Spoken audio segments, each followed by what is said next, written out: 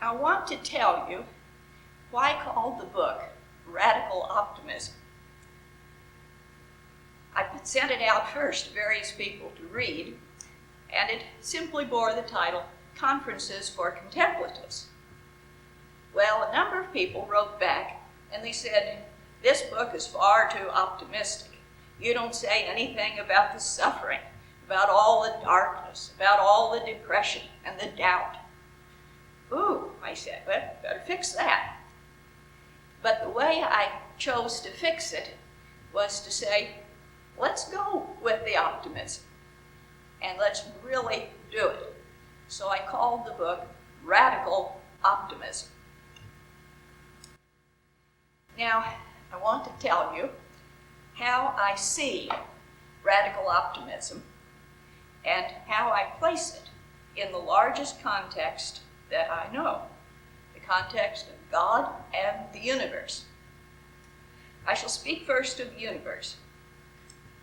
Cosmogenesis can be tracked from the generation of strings, if that's how it is, through quarks and electrons to elementary particles and atoms, always putting together the elements from the simpler stage so that they can make the later, more complex bodies.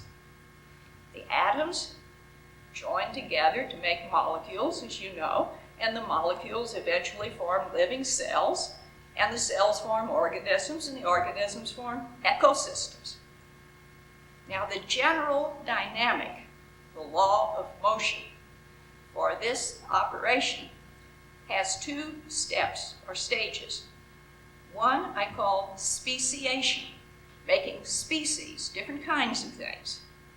And the other I call symbiosis, which means literally living together.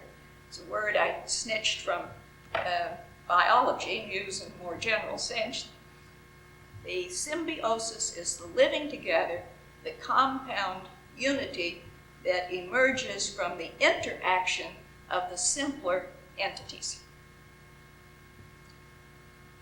Now, at each stage of this cosmic integration, unification is achieved by energy sharing and the different kinds of energies. And they appear at the successive levels of organization. For instance, you probably know that protons and neutrons share what's called the strong nuclear force to make the nuclei of the different atoms, the different elements.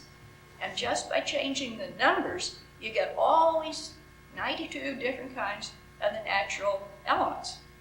Only two different particles to start out with, protons and neutrons. And look what you get. Inert can club together, and they can share the electrostatic force. The different atoms share this force among their resident electrons, and they thereby make molecules. Well, there may be, for all I know, an endless number of molecules that you can make. There's certainly millions of them, probably hundreds of millions. So you see, each time we make a symbiosis, we get more opportunity for speciation. So the whole evolutionary cosmogenetic process is a kind of leapfrogging. You have speciation, variation, then some of them get together, symbiosis, and that opens up a whole new world, much more speciation. And then those species get together and make another symbiosis. It's a kind of leapfrogging. First speciation, then symbiosis, first symbiosis, then speciation, and it gradually works its way up to these higher and higher levels of complexity. All right. Now, in spite of there being, as this development takes place, a good deal of competition and conflict and loss, natural selection, which is really differential dying, this process nevertheless goes forward because the symbioses always persist. We still have atoms, we still have molecules, we still have living cells, and so on. We even have ecosystems. So There's something about the speciation, the variation, and the symbiosis, the unification, the sharing, that builds up the world. Now, at each level of this sharing, totally new properties and possibilities appear. Look what happened just by putting together carbon, hydrogen, and oxygen, the whole world of organic chemistry. No end in sight, as you might say. And we are now at the level of human beings in families and nations and language groups and cultural traditions. All these represent more or less symbioses, sharings, unities. Will we form, now all of us human beings, on this little planet, only one we know of for sure that has people on it, will we form a further symbiosis? Will we somehow learn to live together, real togetherness, sharing with each other in peace and harmony and mutual care? Can we do it?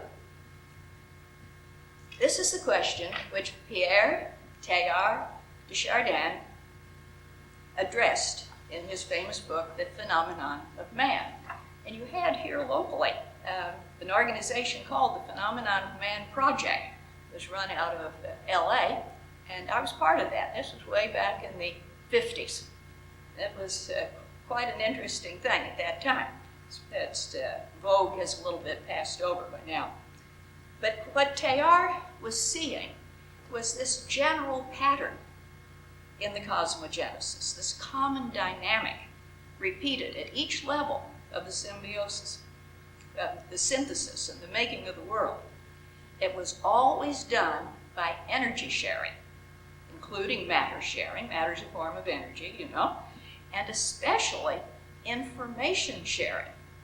That's the new thing, information. You could practically say the whole universe is made out of the communication of information. Very interesting to think of it that way, isn't it? So, what kind of sharing could human beings do to further this evolution, this creation, self-creation of the world? Teilhard proposes what he calls love energy. That means seeking the well-being of the other party. So it's an outgoing, bonding energy. And he says, well, all these other energy sharings you've just seen from the strong nuclear on up to where we are now, you could interpret them as forms of love. Love is the affinity of being for being. So the nucleons stick together. They have an affinity for each other. So when you get to the human level, it becomes, he suggests, the sharing of goodwill. That you actually can will the well-being of the other party. And it isn't all just selfishness, just for me. Each contributing party offers what it has to share for the sake of the other party. And out of that, you get wholeness. You get a new unity, a new reality that has a level of its own. So, Teilhard says then, will we in fact do this?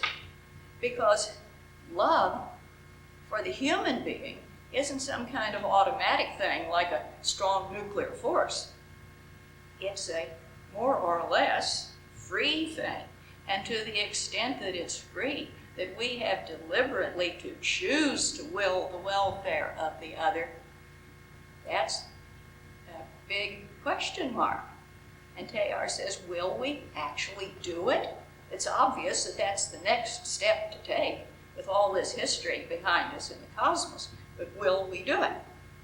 And at this point, we come to our topic, which is optimism. Because he says, it doesn't look to me as if we will choose to do it unless we can believe that it will work, that it will succeed, that we'll actually get to a greater unity and something that's good for everybody. Believing that it will succeed. That's optimism. Right? And so he sees optimism as a kind of requirement for further success in cosmogenesis. That's why we need to study optimism and see how deeply we can root it, how radical we can make it. Radical, means having a root. And whether this will promote our success in moving to the next level of this great cosmogenetic adventure, the universe. So that's why we need to be optimistic, why we need to see our optimism deeply rooted, it's radical, and we've already seen how far back that root goes, cosmically speaking. And so Teilhard says, well, the universe has done a pretty good job so far. Look, here we are. And what did we start from? Poof, some kind of big bang, energy becoming everything. So let's trust it. It seems to be a pretty good way of operating, speciation and symbiosis. Let's believe in it. Let's have some confidence in it. And let's try, therefore, to do it. That's the introduction. And this introduction is intended to give us the context for this whole series that you're going to have. Every week you're going to be reading another chapter of this book, and I'll be back a couple of times. I'm to do chapter 4 and chapter 8. But this is the context in which I hope that the theme will develop, the most general background, which we need to bear in mind when we're looking at close-up situations, because if you look at what's going on in your family, in your city, your nation, your world, you're going to say, "Oi, how are you ever going to make a unity out of this?" Don't be misled. There's a long history. There have been downs as well as ups. There have been all kinds of conflicts, but each time somebody achieves in making the integration that leads to the next level of success. Somewhere I read a book by an anthropologist. I can't find it again. I can't tell you his name, but he said a very smart thing in the very first sentence, as I recall it. He said, "Things are and always have been terrible." Well, so we know that. We don't need to give you a series of lectures on how terrible things are. Everybody knows that. This isn't news. But this is precisely why optimism as an attitude is so important and valuable. And the broadest context is important. Consciousness, being aware of your information processing, as your computer, we suppose, is not aware. Consciousness has arisen in this space-time, matter-energy world and has created all these wonderful and these terrible things that we already have, and who knows what the future will bring. People in earlier centuries couldn't imagine what we have now. How can we imagine what people in future centuries will have? So it's a rather miraculous thing, this cosmogenesis. It's only in the last few tens of thousands of years that we've really begun to move this thing along sharply. So we're now on the growing edge of the divine creation in our corner of the universe. We hope there are other corners doing similar things. But what is going on with us is that we're coming more and more to realize that we are the divine self-expression in the forms of finitude. That's going to be my thesis, that there's a divine level of reality and it expresses, thrusts itself out as finite world and then builds up in time through the speciation and symbiosis and comes to this wonderful consciousness that we have even at this stage, and without being able to imagine what kind of consciousness people will have 1,000 years from now. All right? So, our reality, besides being all these finite things that we are, is something that transcends that condition. This is the divinity resident within that, as it were, pushes itself out, expresses itself. And the divine self-expression in us takes the form, among other things, of this exchange of love energies, of which I've just spoken. So we're in the process of an enormous, slow, and gradual awakening. Like waking up in the morning from sleep. Awakening, coming to be aware, to know, to experience ourselves as the deep reality that we are centrally, that expresses itself as what we are peripherally. All right? What we already know is tremendous compared to what we used to be ignorant of. And the more and more we come to awaken, what will that be like? All right, so now with this background and orientation, we begin to look at consciousness and how we can promote this process of awakening. We need this large background to keep us from putting most of our attention energy on the particulars of our daily lives, which we have to do inevitably anyway. But we may limit ourselves to the pleasures and pains of the day if we don't have some encouragement to look deeper. That's why I begin the book, and we're coming finally to the chapter we're supposed to be doing. Begin the book with leisure. Any place to begin? Leisure. But we do this because we're going into the contemplative life. And we're going into the contemplative life because we have to do that before we can do anything effective about the world. The most recent book that I got published is called The Holy Thursday Revolution. Go out and buy one. And I argued in that all these various ills of the world can be traced back to the desire to dominate the other. One-on-one, inside small groups, bigger groups, world-spanning wars. Okay? All scales. Somebody